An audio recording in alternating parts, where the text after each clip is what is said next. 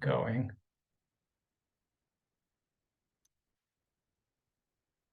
Good evening and welcome to this year's Helen Diller annual lecture at the Berkeley Center for Jewish Studies.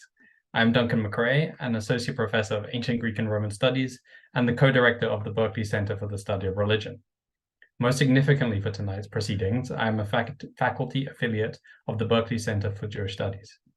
Each year, the Helen Diller Lecture brings a leading scholar in Jewish studies to campus to give a public lecture about their work, and it is my honor to introduce this year's Diller lecturer, Professor Julia Watts Belser.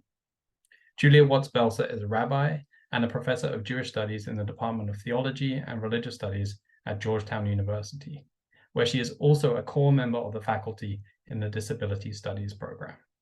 She's a senior research fellow at the uncannily named Berkeley Center for Religion, Peace and World Affairs. That Berkeley is spelled with 2, not 3 E's, but we are welcoming her back to the Berkeley with 3 E's. She received her PhD in a program in Jewish studies that was jointly run by the Graduate Theological Union and UC Berkeley. Between and beyond Berkeley and Georgetown, she has held fellowships at Harvard Divinity School and at the Katz Center for Advanced Jewish Studies at the University of Pennsylvania, and she taught at Missouri State University. Those are the institutions. What distinguishes Professor Watts Belser is her writing and her advocacy. She is a leading scholar of classical rabbinic literature, especially of the narrative portions of the Babylonian Talmud, the Bavli, which she reads from the perspective of eco-criticism, feminism, queer theory, and disability theory. She brings her great expertise on ancient texts into the present in her work on Jewish ethics from queer feminist and disability studies perspectives. Her first book, Power, Ethics, and Ecology in Jewish Late Antiquity, revealed that ecological narratives about rain, drought, and famine within Tractate Ta'anit in the Bavli were an opportunity for the rabbis to consider the power of speech and the meaning of personal merit, fundamental issues of Jewish ethics and theology. Her second book followed in short order. I have it here, Rabbinic Tales of Destruction, Gender, Sex, and Disability in the Ruins of Jerusalem, which focused on how Talmudic stories of the Roman conquest of Jerusalem in 70 CE allowed the rabbis to reckon with the precarity of bodies and with God's role in human suffering. These studies are particularly alive to the historical particularity of the rabbis in late antiquity, while showing all along how Talmudic texts can be interrogated with the most pressing contemporary questions. Her most recent book is something different to these impressive academic studies of classical texts. In Loving Our Own Bones, Disability, Wisdom, and Spiritual Subversiveness of Knowing Ourselves Whole, which was published by Beacon Press earlier this year and is available in good bookshops everywhere, including Barnes & Noble, Professor Watts Belser addresses a wide audience in a personal voice. Writing as a disabled person, as a scholar, a rabbi, a disability activist, she offers her readers moving and profound responses to the texts of the Jewish tradition. This is not a book about what the Bible or the rabbis have to tell us about disability. Instead, she brings her life experience, her disability wisdom to the texts and practices of Judaism. Moving from the priestly blemishes of Leviticus to the God on wheels of Ezekiel, it is a fascinating and unusual book. I recently read it and it's just brilliant. It'll be clear, I hope, that we are fortunate to have Professor Watts Belser with us today for the 2023-2024 Helen Diller Lecture. Before I hand over to Professor Watts Belser, I would also like to take a moment to welcome and thank Rivka, Hozinsky, and Jennifer Mantle, who will be providing ASL interpretation of tonight's event. In Speaker View, which should be available at the top right corner of your Zoom window, you should be able to see them in alternation on your Zoom screens. There will be an opportunity for questions at the end of today's talk. Please type those questions into the Q&A feature of Zoom, and we will address as many as possible. The chat feature is available to contact the meeting hosts, but it will not be possible to address other attendees. This meeting is being recorded and will be available on the Center for Jewish Studies YouTube channel afterwards. And with that, I would like to invite Professor Watts Belser to give her Helen Diller lecture titled God's Body in Pain, Disability and Divine Solidarity in Jewish Text and Tradition. Thank you so much. Thank you, Duncan, for that beautiful and really generous introduction. It is a huge pleasure to be virtually back in Berkeley.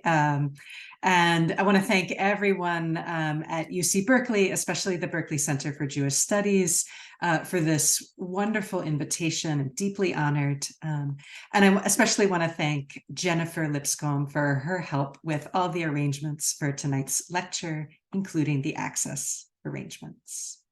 Thanks also to Rivka and Jennifer, our ASL interpreters for tonight.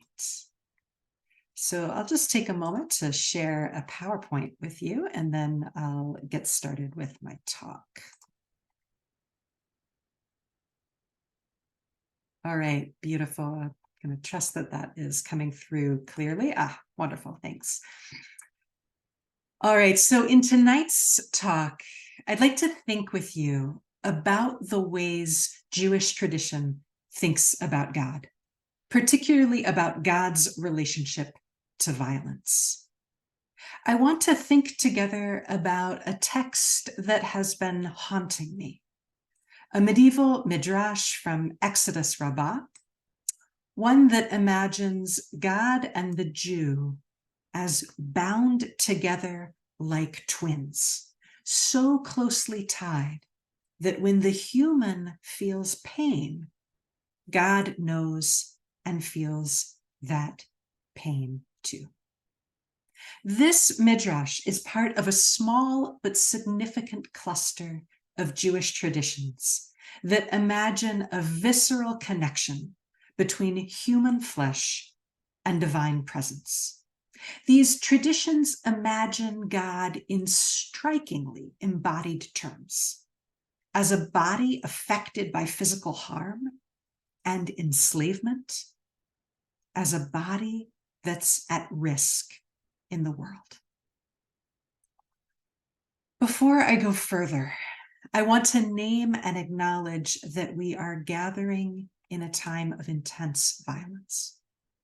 These past weeks have been filled with heartbreak and loss.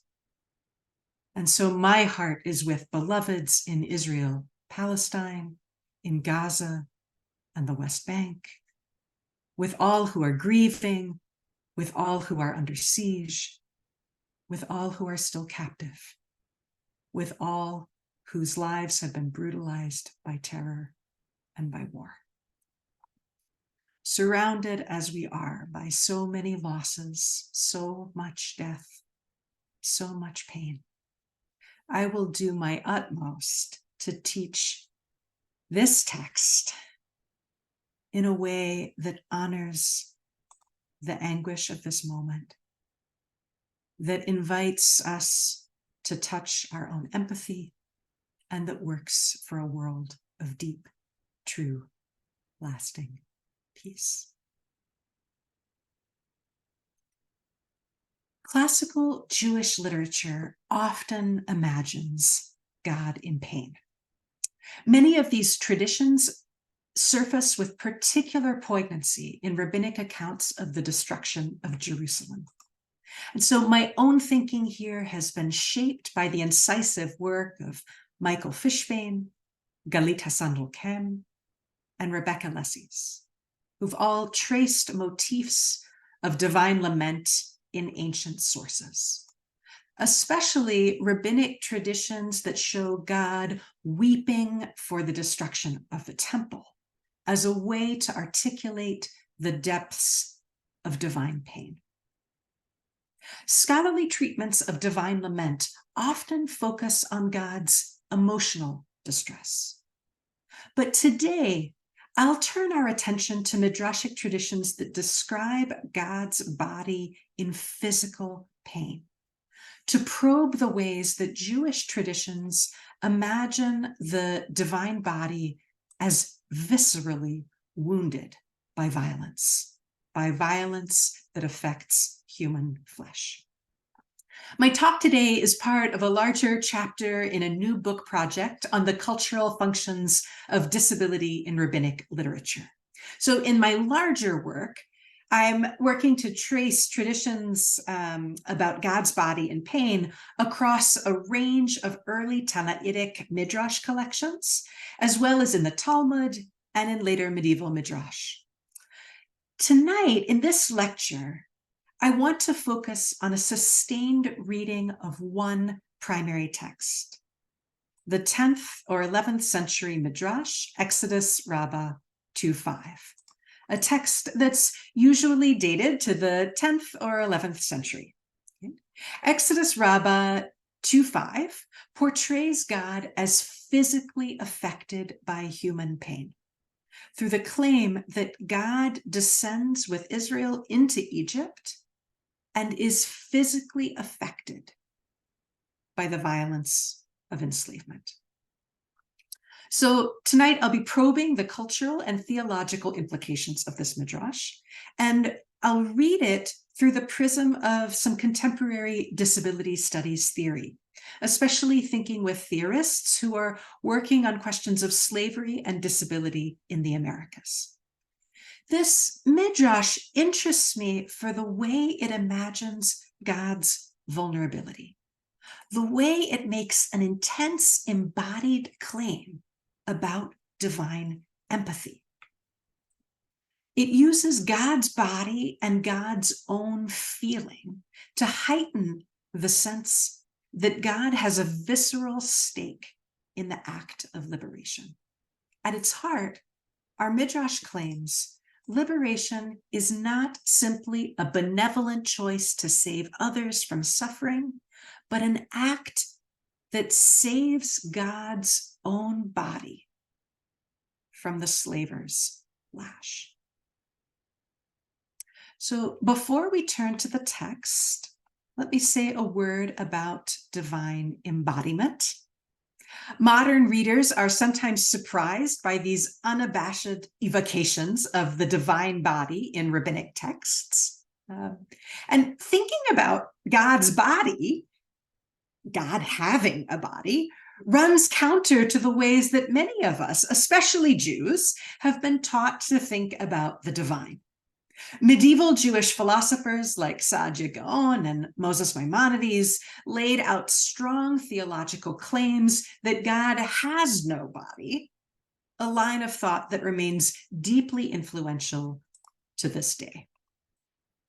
But the Hebrew Bible treats God as a thoroughly embodied subject, albeit one whose presence and form can rarely be seen by mortals. In Genesis 3:8, God walks through the Garden of Eden with a presence that's physical enough that Adam and Eve hear the sound. In Exodus 33, Moses begs to see God's face. Okay? And while he's turned down, God does not fulfill that request. Moses does get to stand in the cleft of the rock and see a glimpse of God's back. Biblical passages speak again and again about God's eyes, about God's hands. A similar vivid interest in divine corporeality runs through classical rabbinic literature. As Moshe Halbertal has argued in a recent essay in the Cambridge Companion to Jewish Theology, thinking about God in embodied terms doesn't pose an intellectual or theological problem for rabbinic writers. The rabbis often use corporeal language to describe divine presence. Sometimes they speak about God's body in its own right. Sometimes they imagine that body through parables. Okay? Now, contemporary readers sometimes say, oh, these images are only meant as metaphors, right? We assume that these are figurative gestures, not evocations of God's actual flesh. Right? And of course, that may be the case, but metaphor matters. Here, I'll remind us of Gail Leibovitz's insight that rabbinic metaphor both depends on the body and shapes the way that we understand embodiment. Even if these traditions about God's body are only meant evocatively, they still perform potent cultural work. It's those questions I want to orient toward during this talk. As we dive into this midrash together, I want to use that as a springboard for exploring how particular conceptions of God offer different ways of thinking about power, both human and divine, about vulnerability, and about solidarity in a world where bodies are so often and so intensely at risk. So let's take a look at the central metaphors in Exodus Rabbah 2:5. God and the human person are like twins. When one feels pain, the other also feels it in the flesh. To understand how our midrash gets here, we have to first zoom out to look at the larger text.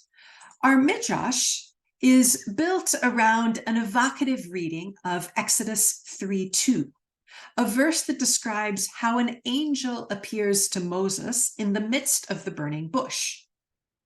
Now, in its original biblical context, the biblical verse focuses on the startling fact that the bush burns and is not consumed.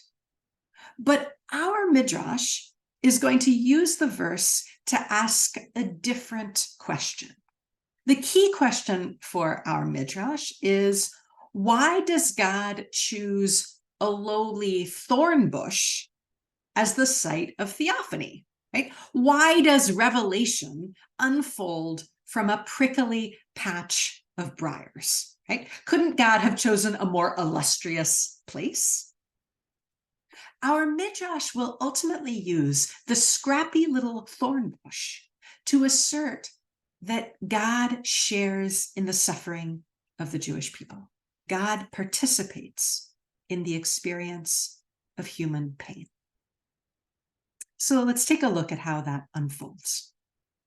In the opening section of the midrash, Exodus Rabbah asserts that the mitzvot, the commandments, serve as a profound embodied link between God and the Jewish people. The midrash claims that Jews bind or attach themselves to God through the acceptance of the commandments. Right? They attached themselves to me at Sinai and said, everything God has spoken, we will do and we will hear. This sense of connection to God isn't just a cognitive or emotional recognition. It's a matter of the body. It's a physical, corporeal attachment. To illustrate the nature of that tie, Exodus Rabbah turns to the image of the twins.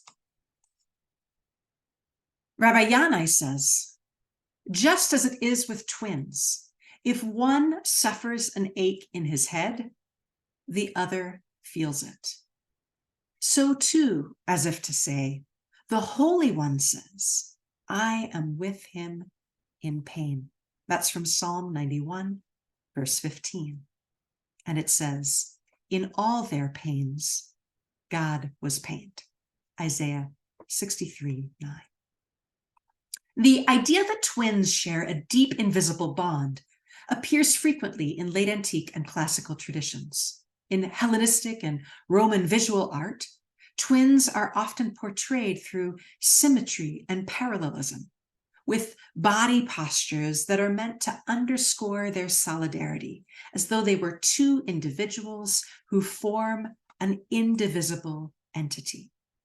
In our midrash, though, this parallelism is not about the appearance of the body.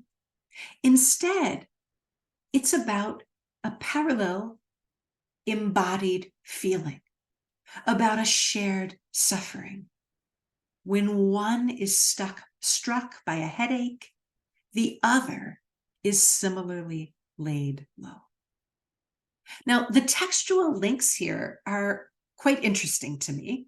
Exodus Rabbah undergirds this claim by deploying two biblical verses from Psalm 91:15 and Isaiah 63:9. These are two biblical verses that the rabbis turn to repeatedly to anchor their claim that God suffers with the Jewish people. Okay? So I'm speaking today about a midrash that is classified as late midrash, but I have found similar uses of these verses in the Talmuds and also in early Tannaitic midrash. Okay? These particular verses often get used in strikingly corporeal ways as a way of emphasizing that God's embodied presence is caught up in the struggles and suffering of the people. So a note here on translation, these verses both center on the Hebrew word sa'ar, which can be variously translated as trouble, affliction, or pain. The Jewish Publication Society translates Psalm 91, this verse as, I shall be with him in affliction. Okay? And it, for Isaiah 63:9 says, in all their troubles, God was troubled. I've chosen to translate sa'ar consistently as pain, both because I want us to hear the repetition of the word, and because I think pain best evokes a recognition of embodied feeling. It gives us a sense of visceral physicality, which is central to the way that the midrashist and the rabbis both are using these verses. Okay? There's other interesting verbs in our midrash. The rabbis have chosen to say things like God dwells in suffering, God shares in it. Our midrash isn't simply claiming that God is aware of pain, but that God knows that pain through the intimacy of embodied experience. In our midrash, the thorn bush itself will become a crucial site for articulating that claim. In Exodus Rabbah 2:5, the thorns are a revelation in their own right. They say something meaningful about God's presence in the world. They evoke a world whose touch rips at God's own tender, exposed flesh. Now, that's a really striking and powerful claim on its face. But one of the things I find even more interesting is the way our midrash thinks about the difference between God's knowledge and Moses's knowledge. Right? So take a look again at another section of text. Right? Exodus Rabbah 2:5 says, this is God speaking here, the voice of God speaking. Even if you do not feel that I live in pain when Israel lives in pain, know it from the place from which I spoke to you, that is, from the thorn bush.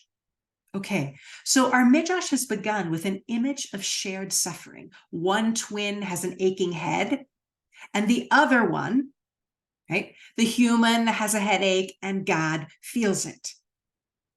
It imagines God's connection with the people as a particular distinctive bond. It's worth noting here that our midrash is using Israel to speak of Jewish collectivity, right? It's evoking peoplehood, intimacy, and connection.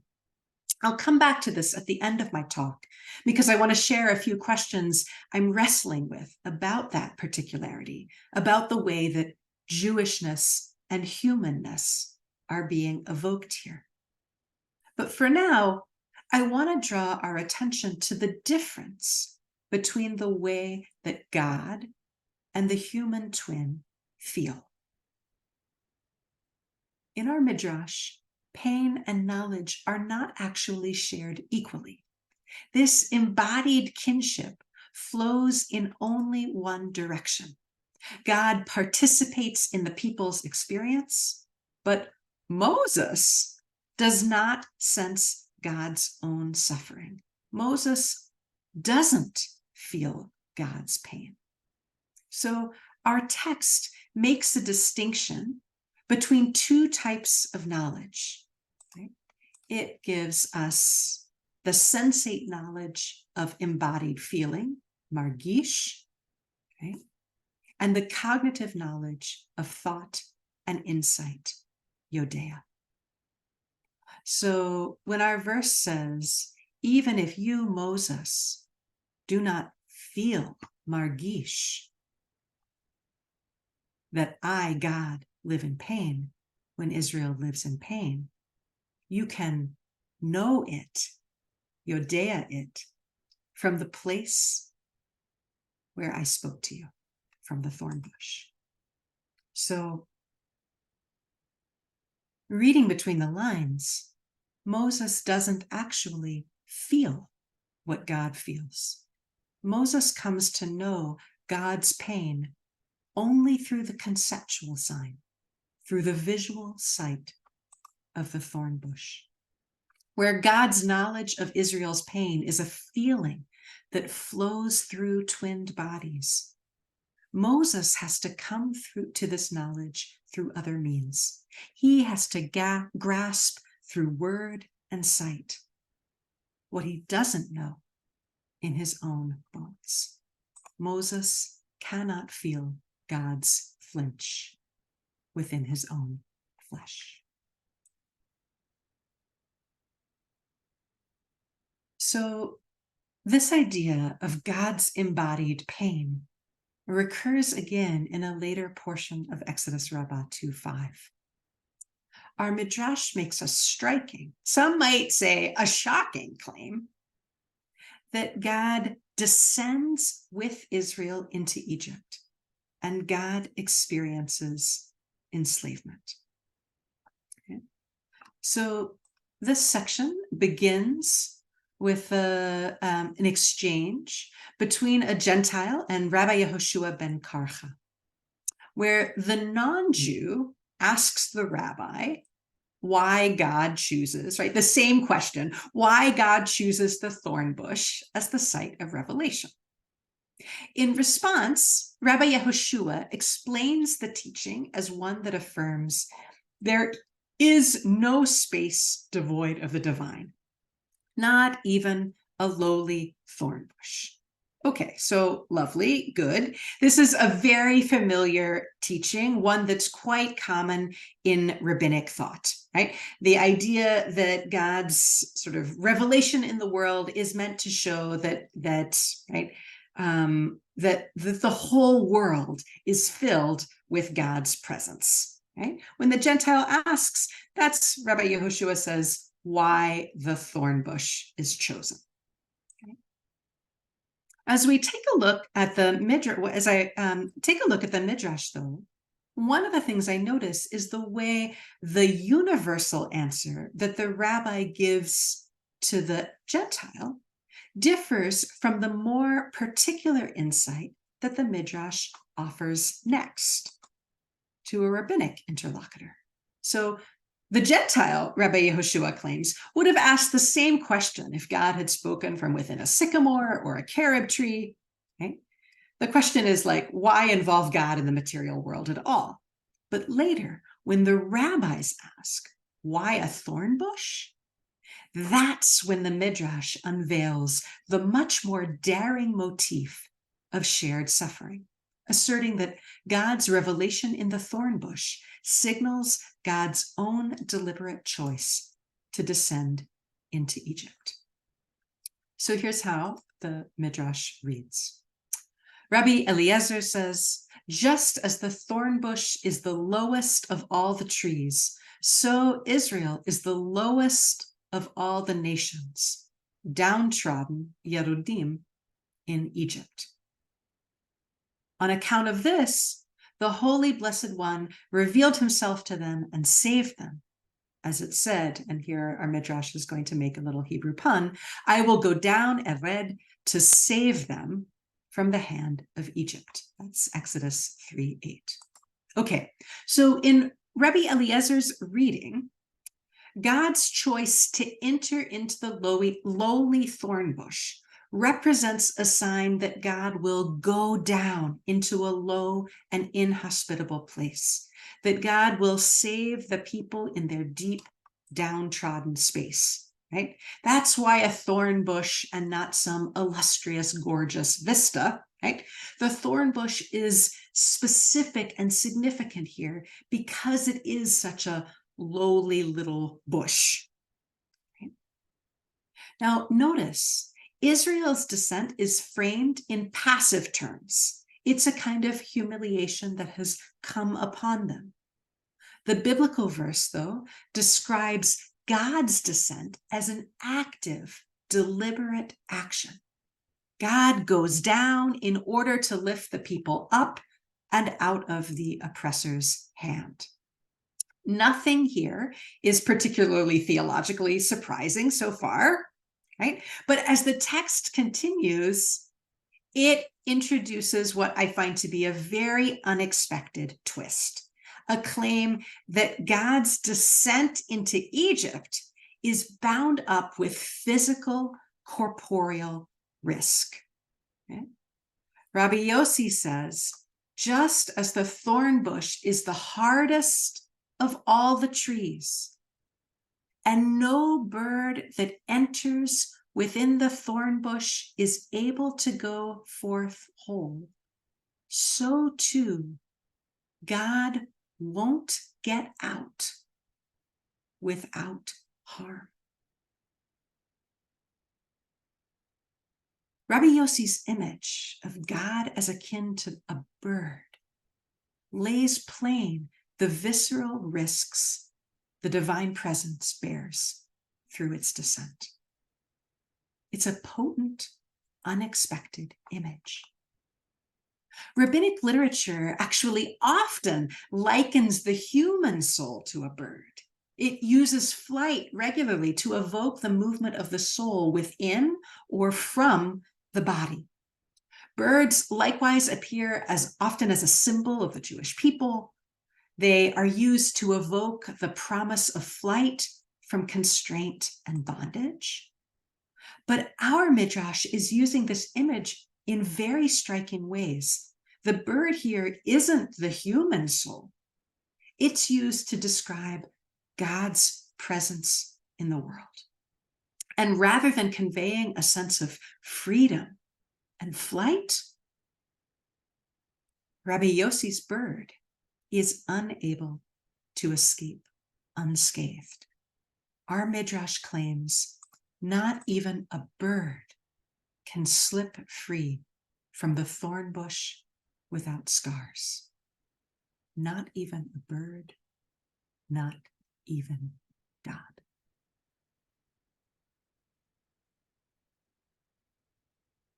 As the midrash unfolds, it evokes images that expose the brutality of that descent, the brutality of slavery, the way enslaved peoples were not just forced into terrible physical labor, but also crushed, drowned, beaten, betrayed. As the midrash tells it, God doesn't simply witness this violence. God feels it. Our midrash claims the overseer is like one who takes up a staff and strikes two people, and both of them receive the lash and know the pain. Notice what's happened here to that image of the twins, right? And notice what's happened here. God isn't the one holding the whip. That's the taskmaster. That's the enslaver. Our midrash does not put God in a place of power or dominance. Quite the contrary. God stands right beside the other enslaved bodies. And when the overseer strikes, God feels the blow and knows the pain. This is the midrashic moment when that image of the bird in the thorn bush snaps into place, when God is struck by the same lash that assaults human flesh. The knowledge of pain that's evoked here is not simply a cognitive recognition. It's not just an act of conceptual empathy. It's visceral and corporeal.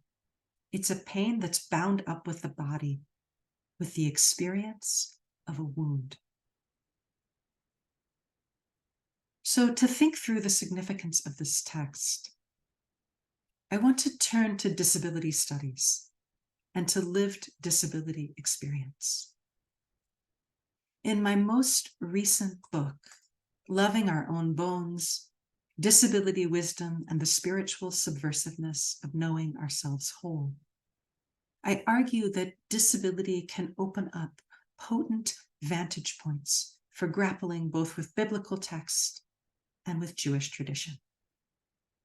I argue that disability can spur us to think differently about theology, to crack open stale preconceptions about divine presence and power, to rethink claims about the primacy of transcendence, and to imagine a God who knows something of disability from the inside.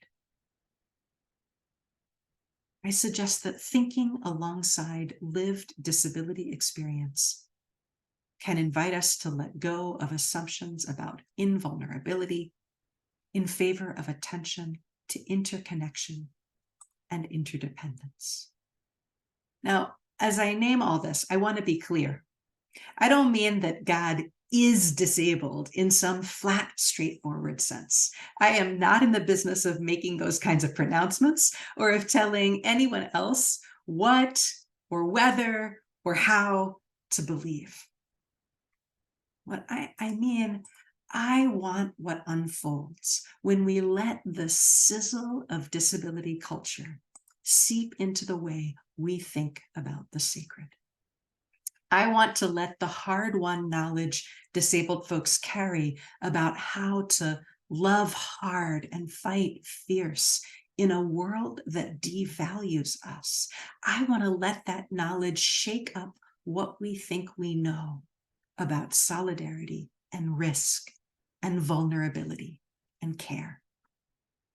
I like to think about theology as a grammar of the imagination.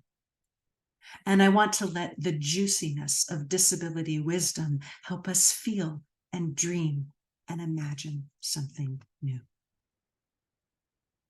I also want to let it tell us something true about violence and pain. As I turn to this particular midrash, which is so deeply embedded in the images of enslavement, bondage, captivity, brutality, I'll be thinking with scholars of disability studies who argue that race and racism are central to the production of disability. Now, I'm turning here, I want to be clear, I'm turning here to contemporary scholarship, to scholars who are thinking primarily about the 19th and 20th centuries, a far cry from late antiquity. But I'll argue that bringing their insights about the embodied experience of contemporary American slavery, bringing those insights into conversation with our midrash, can help illuminate some compelling dimensions of this ancient text. Disability studies scholar Nirmala Urvelas argues that when we think about disability, we must grapple with the violent history of enslavement. She says we have to be thinking about the material, physical, and psychic brutality that slavery unleashes against captive bodies. So I want to use Urvelas's insight to help probe the body politics of this midrash, to notice how the midrashist's recognition of God as a body is bound up with material realities of human violation, right? I think it's in part the violent history of slavery that is the impulse, or at least part of the impulse, that produces this very turn to divine flesh. To imagine God as an enslaved body is also really striking to me for the way that it recognizes profound limits on God's power. Right? That's part of what I think this makes this midrash so provocative. It asks the reader to see God as vulnerable to the oppressor's hand. But thinking with disability studies also helps me bring into focus that I don't think vulnerability is the only thing that's happening here. So in her study of disability in American slavery, Dia Boster argues that even in situations of intense violence, enslaved people often exercised covert power and agency. One example that she gives is bound up with disability. Boster documents how disabled slaves sometimes used their disabilities, deliberately accentuating disability in order to shield themselves from sale. In some cases, in some places, in spite of everything, disabled slaves were sometimes able to use their disability as a tool to help protect their families or to help keep their families together.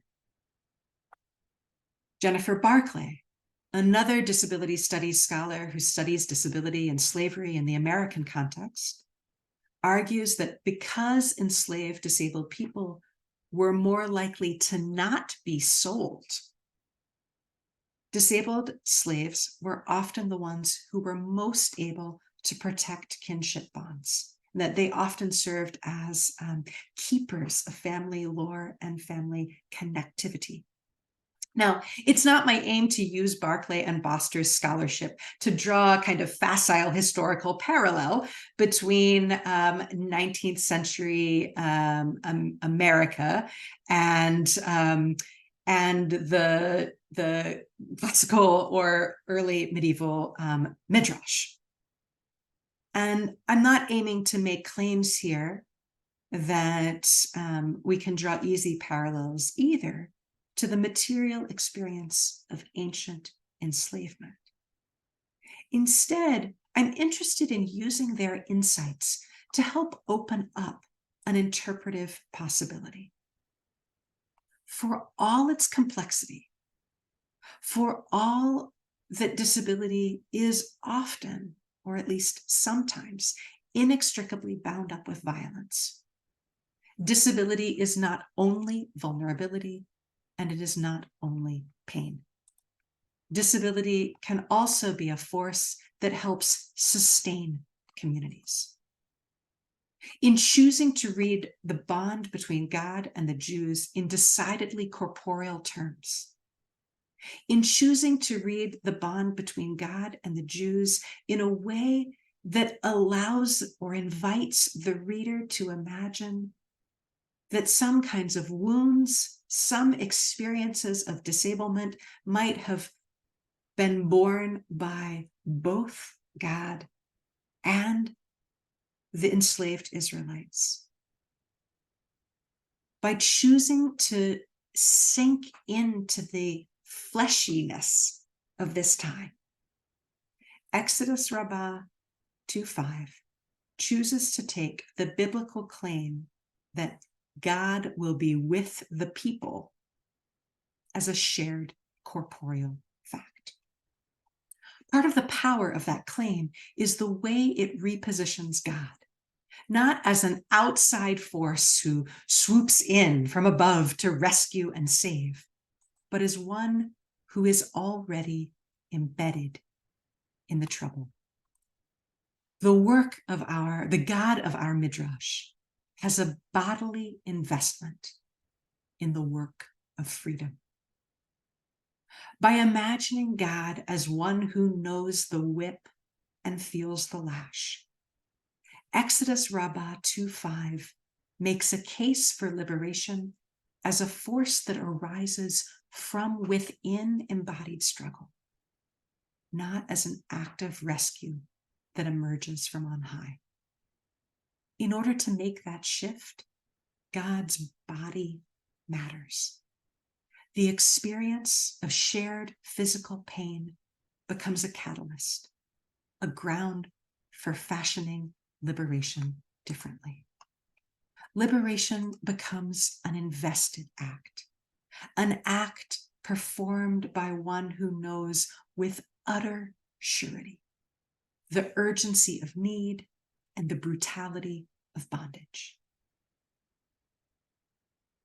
But there's a curious absence in our midrash. Liberation is a lacuna. In Exodus Rabbah 2:5, we never actually get to see any bodies go free.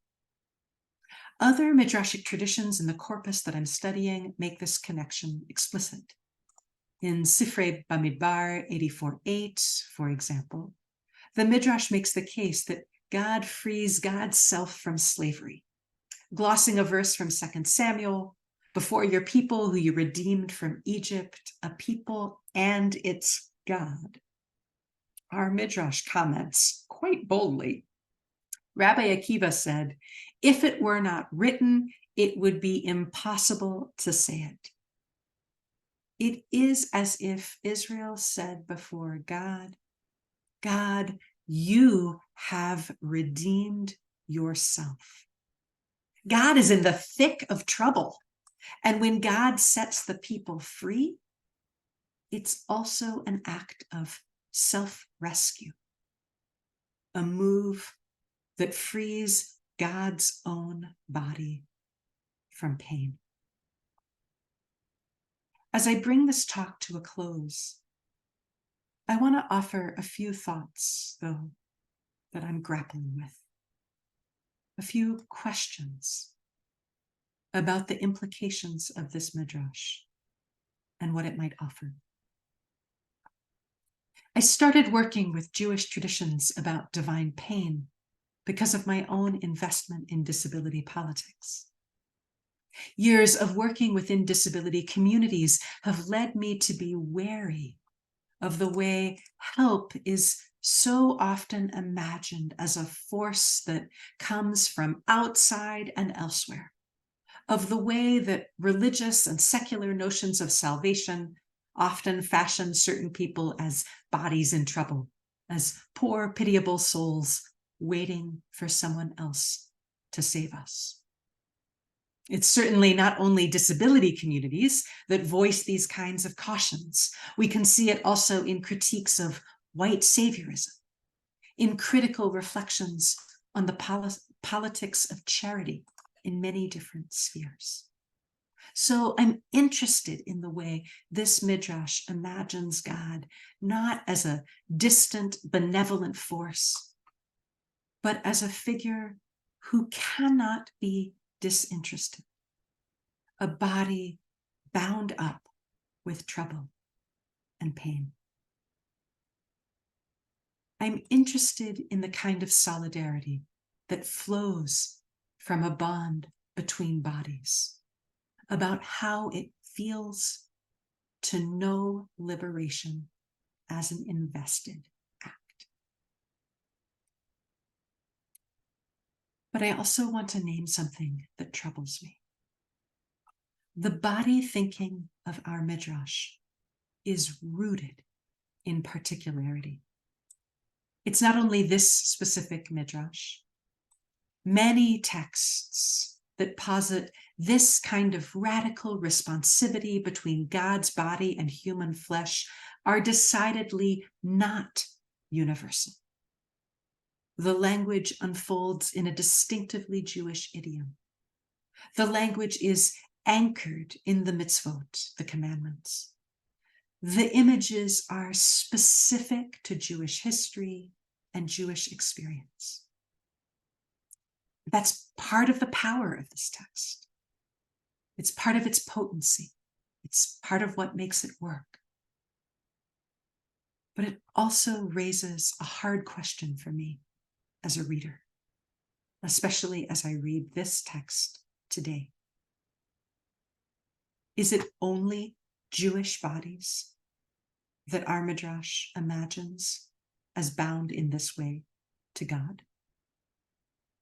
As a scholar, as a cultural historian, I'm not quite sure how to read this particularism. I'm mindful, of course, of my teacher, Daniel Boyarin's potent reminder that universalism is not always a benevolent impulse. I'm thinking about his passionate argument that ancient rabbinic particularism can and does matter, that it can be an ethical force in its own right, a kind of refusal to sweep everyone up in a suffocating embrace. And as a reader who approaches this text at significant remove, I'm also aware that I will never slip seamlessly into the mind of the midrashes.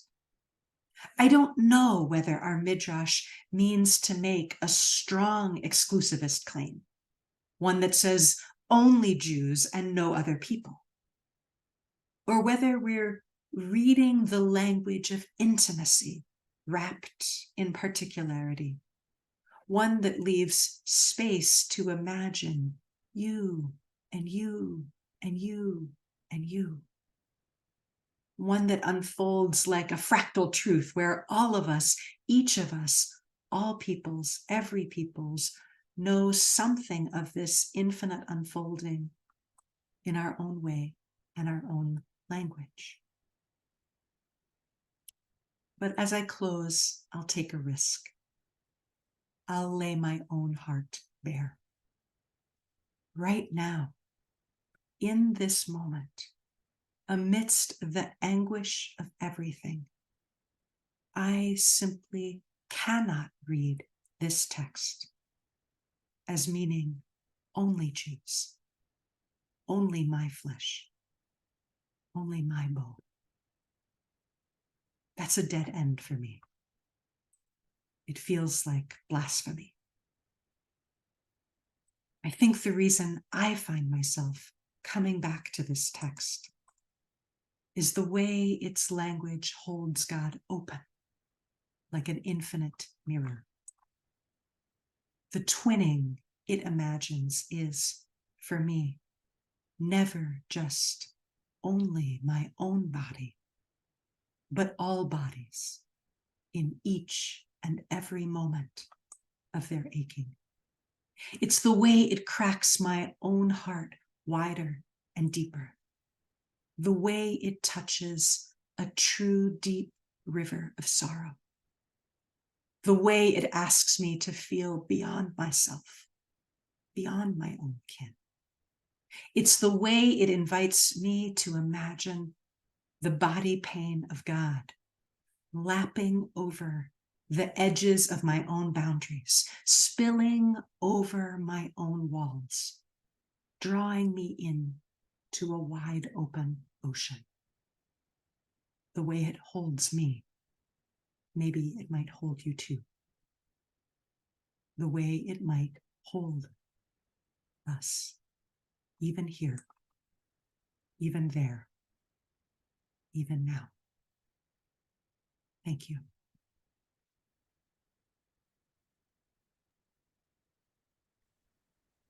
I'd like to thank you, Professor Watts Belser, for this beautiful and remarkable talk.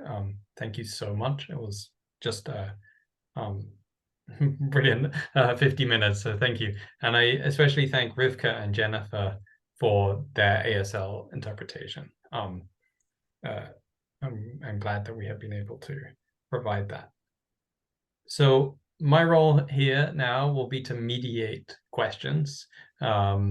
So if any of the attendees would like to pose a question, I encourage you to place a Q&A question in the Q&A section, and I will try to mediate it to Julia.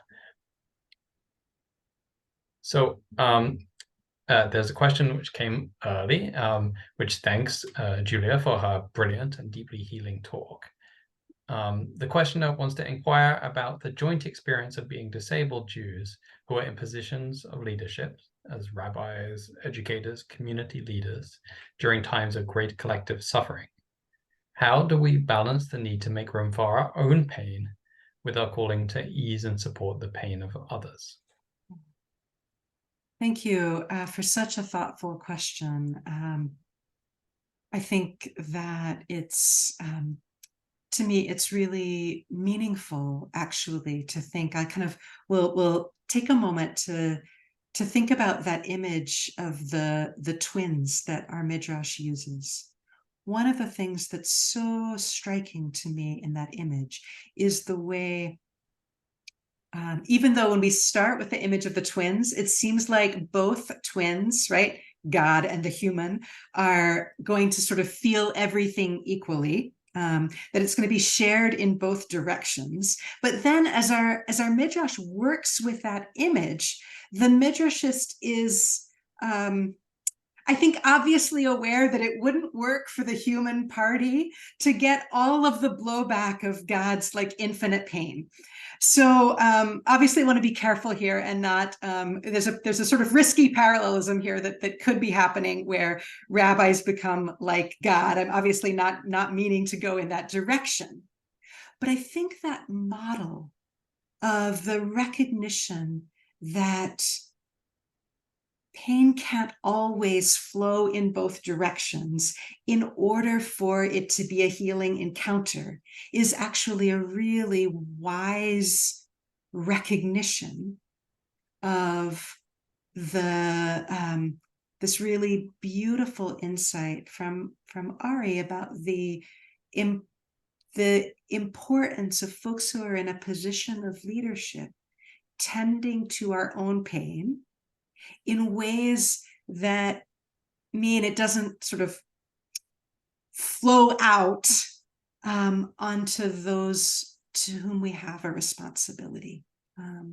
So I think there's something, actually, I'm just sort of thinking this through with you in the moment, but I think I wonder actually if there's something really quite potentially interesting in that distinction between margish and yodea. The idea that one might want folks in the community to be able to see a sign of one's pain, but not to feel it so viscerally in the flesh, right? I think about how important it is in a position of leadership to sort of have done some inner work of alchemizing pain. So the raw material, the raw stuff doesn't just sort of flow out into the community. So that's, I think that's extraordinarily difficult work. It means to me that it's also really crucial for folks who are in positions of leadership, for folks who are teachers, rabbis, speakers, community leaders, whatever, right? To also have folks who are receiving and tending to our hearts as well. So thank you. I again solicit anyone who has any questions. Please do put them in a Q&A. In the interim, I'll ask a question on my own account, which is perhaps too scholarly, but I kind of wonder about the sort of contextual emergence of this sort of midrashic insight about the thorn bush and pain. And you mentioned, of course, the medieval Jewish philosophical tradition, which is ultimately negative, quite strongly negative, perhaps under the Platonic and Islamic philosophical pressure about the body of God. And yet it seems that this particular text emerges He's really leaning in, yeah. Very similar almost a very similar chronological moment, or in the kind of in the beginnings of it. And so I wonder the extent to which this is a kind of countercultural midrashic passage. It actually, in some ways, participates in a kind of movement against the philosophical mainstream, if you will, or incipient philosophical movement. Yeah, so beautiful. I think it's a great question. I do think this is like, as I'm looking at these motifs, these particular motifs of corporeal pain, and Gad's kind of like deep enmeshment in human suffering / Jewish suffering.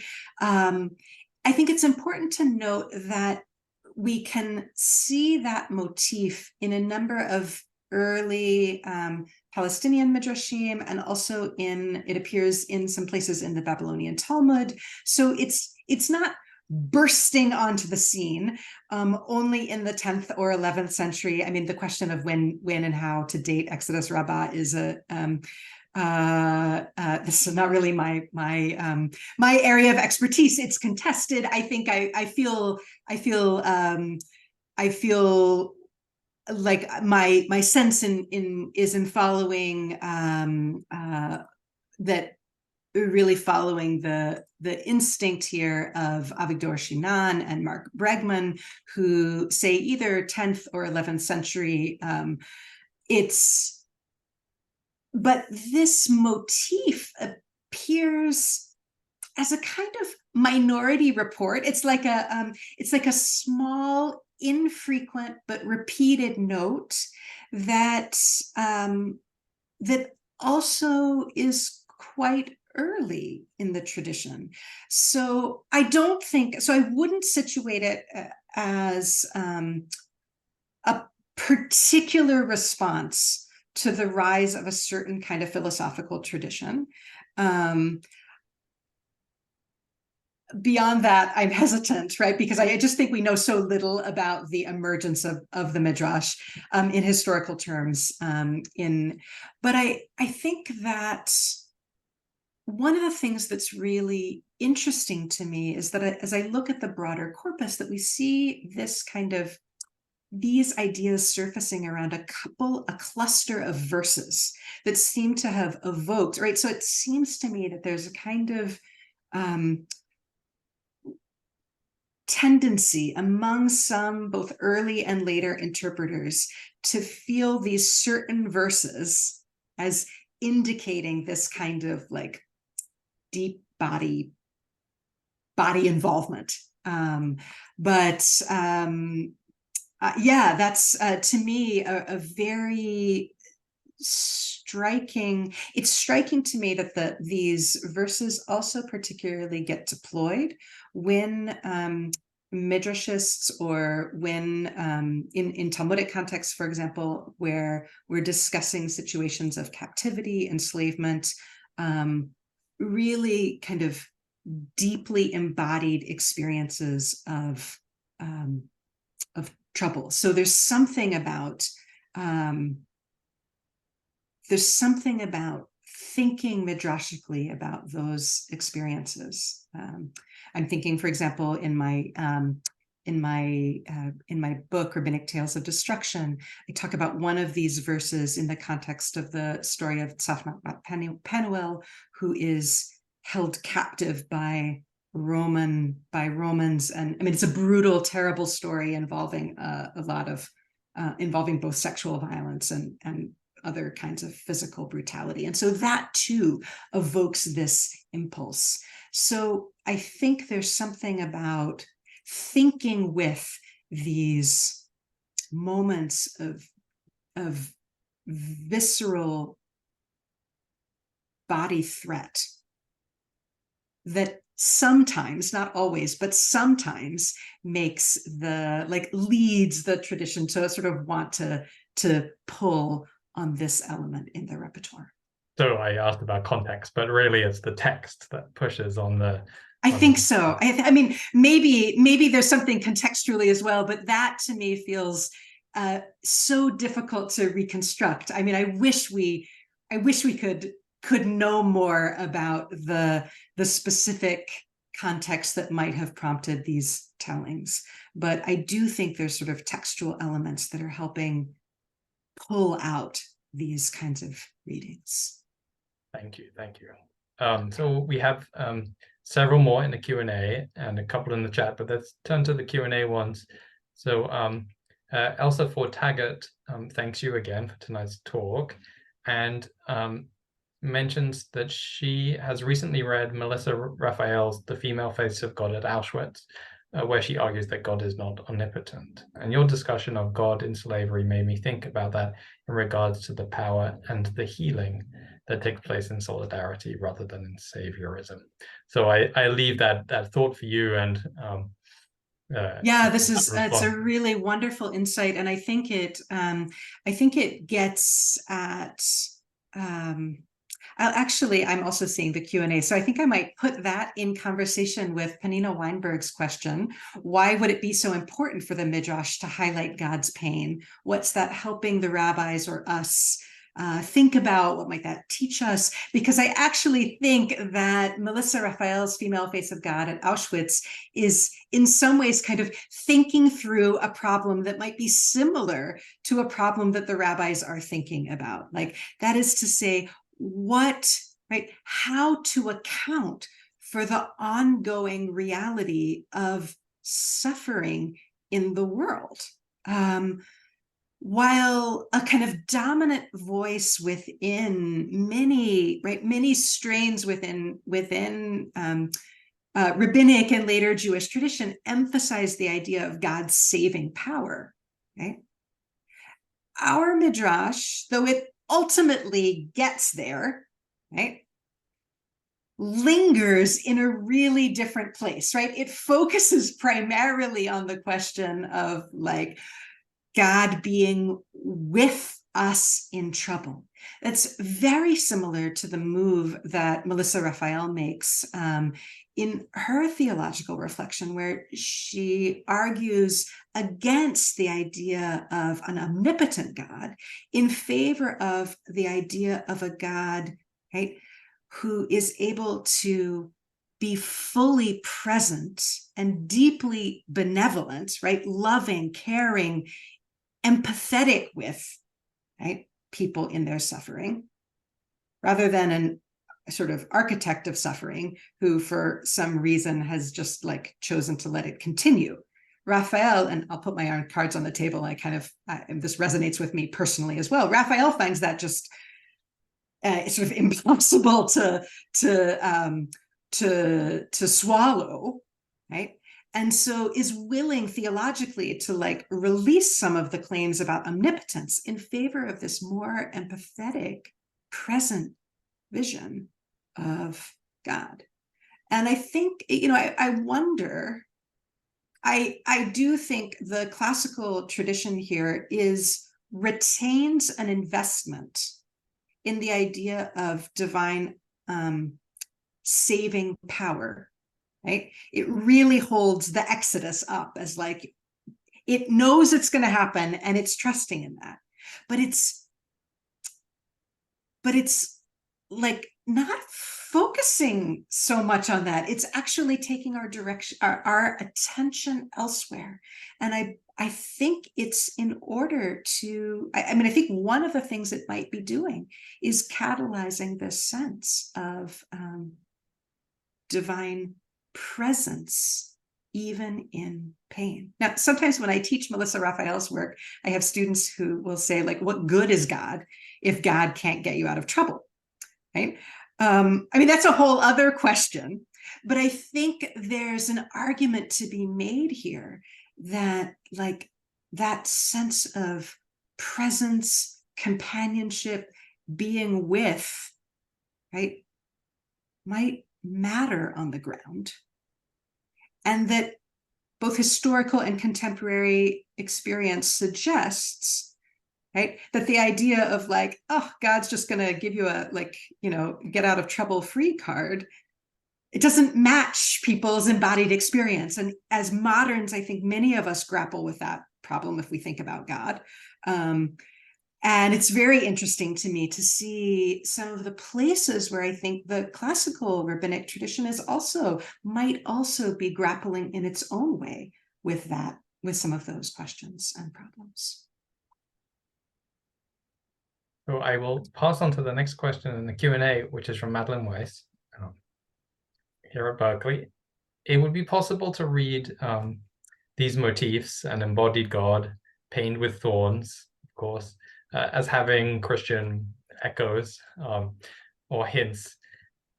Do you see this as a factor in any of the phrases, or any of the ways it appears in rabbinic literature? Yeah, thank you it's a wonderful question.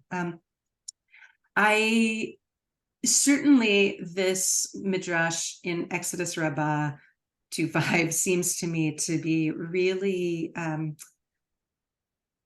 very evocative of a number of motifs that could be read in a in conversation with, in response to Christian elements, right? Especially that image of a thorn bush being wounded by, God doesn't get free from the thorn bush without the wound. I mean, it's definitely resonant. As an interpreter thus far, at least, I've made the choice to actually try to think about, to not rush into the question of is this a response to or reaction to Christian thinking? In part, I think it may well be. I think there may be something going on here. But in part because I don't see those motifs as strongly in earlier aspects in other ways where this divine pain motif is being evoked. I'm actually really interested myself, at least for right now in my work, in sort of pausing, just sort of pushing pause on the, maybe it's a sort of response, reaction to, engagement with Christianity question, because I'm curious about what happens when I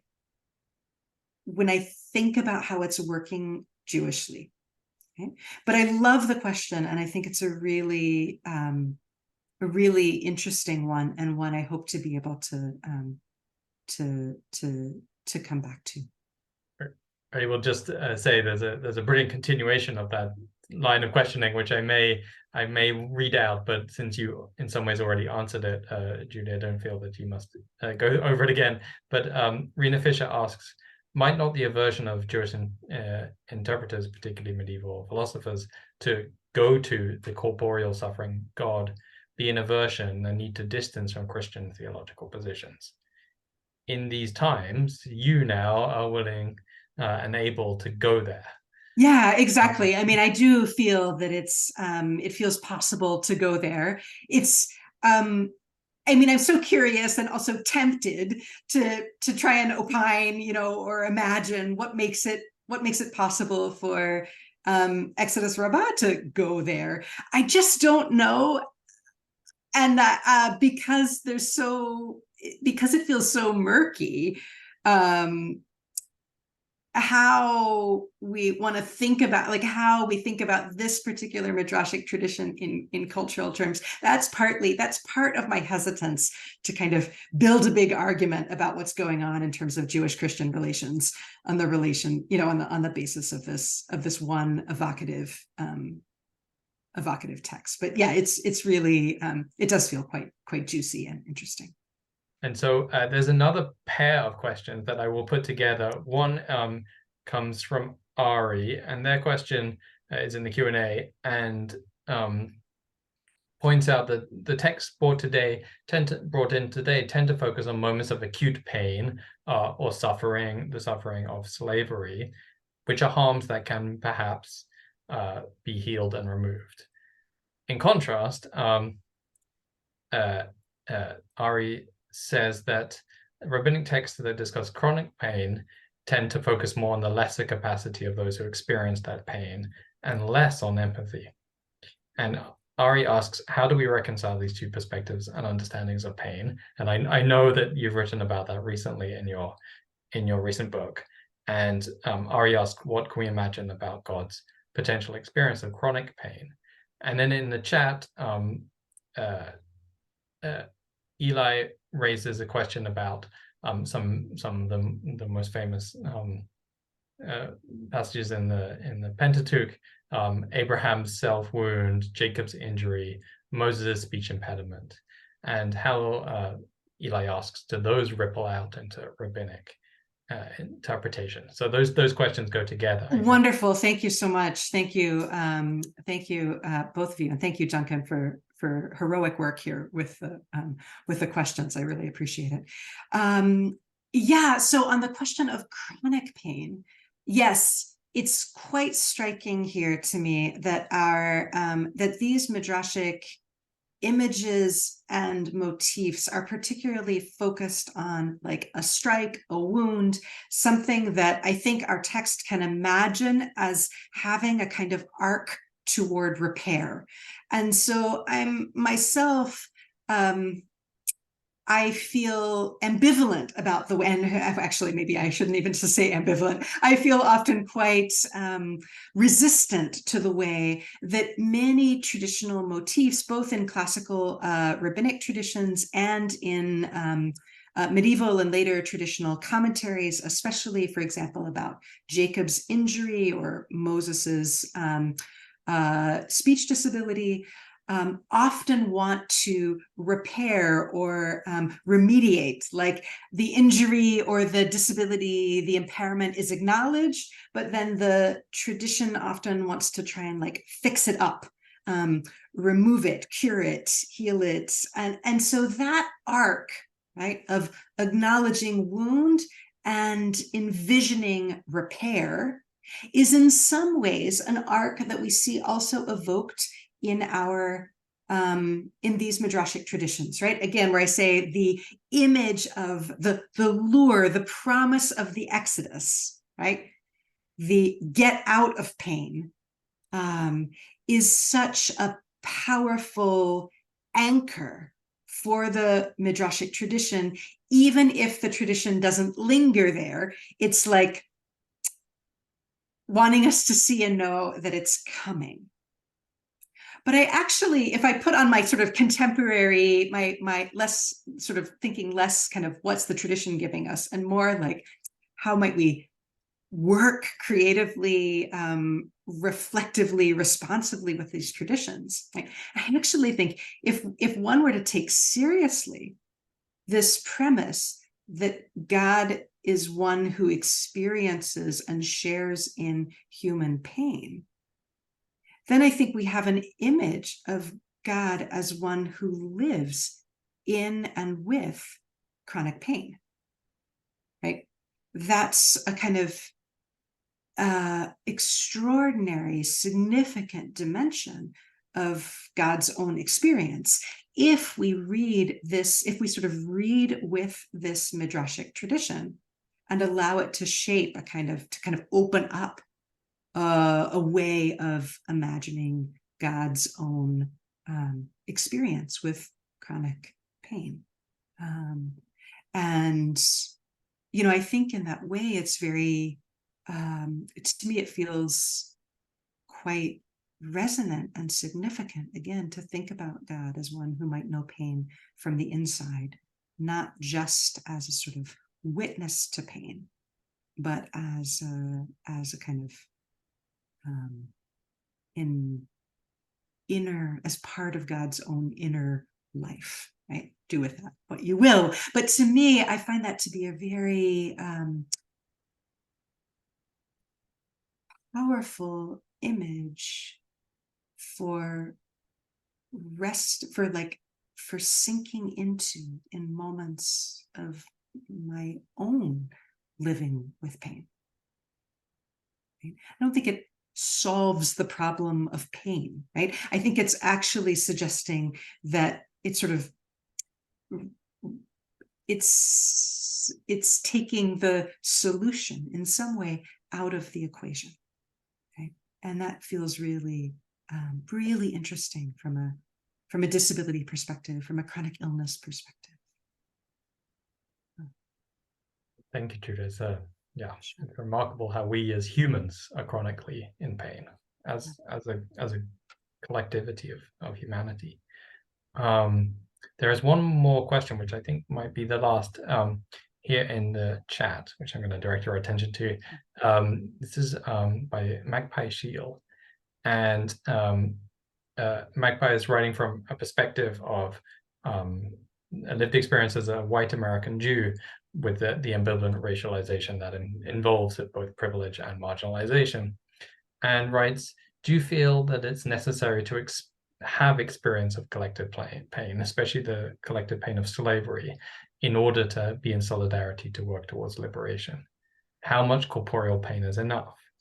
And continues thinking about how, as disabled folks, we, and this is MacRae speaking, often experience a lot of pain on a day-to-day basis. Thank you so much. One of the things that feels really crucial to me is to not lift up pain as a teacher. I feel like this notion, pain is a great teacher, is so often like used in ways that feel really gross, right? Really, it's sort of a kind of spiritualizing language about pain that tries to make something out of pain, make it good for something. I'm actually just really deeply resistant to that. I want to leave space for folks who experience pain, especially chronic pain, significant pain, for like, I want to kind of leave real open space for folks to alchemize and make meaning, if they choose, out of that pain in whatever way they so choose, or not, right? Which is also a good option, right? It can just not mean anything. It can just be. But thinking more broadly, thinking about the cultural messages that we are often bombarded with around pain, and the idea that pain should do something, pain is good for something, pain should teach us something, whatever. I actually just want to say no to all that stuff. And so in the same way, I'm very leery, I'm wary, right? As I think Magpie's question, I think, might also be wary about a kind of a risk of romanticizing pain, or suggesting that pain is like necessary. I actually would like there to be less pain, for myself, for others, for the world. Like that, I think, would be good. So in that sense, I think when I think about pain and solidarity, I think feels really important to be aware of different experiences in relation to pain. I think about this, I think about the imperative of not speaking about or assuming that we can know others' pain, right? In this way, I think I may be a little bit, this is a way in which I'm a bit resistant to the twin motif, right? Or at least a way that it could be deployed, right? I do think that there are ways to be present in solidarity without sharing a twinned experience of pain. And yet I'm also aware of the way in which enmeshedness in risk shifts the question of like, who can extract themselves easily? Right? Who bears what costs? Who bears what wounds? Right? And so in that sense, this sort of, I think I would take this as an invitation to think deeply about as humans, right? Our varying degrees of relationship, relative closeness or distance to pain, and hold that as a sort of companion in thinking about what solidarity might look and feel like. Well, thank you so much, Professor Watts Belser, for this really remarkable Helen Diller lecture. It's been a highlight of the semester here at the center. So thank you. And thank you to the audience for being with us in the Zoom format. It felt like a bit of a throwback for some of us. So thank you all, and thank you especially to Rivka and to Jennifer, and to the staff of the center, Etta Haber and Jennifer Lipscomb, for making all of this possible. I'm sorry that we're not all together to have a glass of wine, but I wish you all a very good evening. Thank you so much.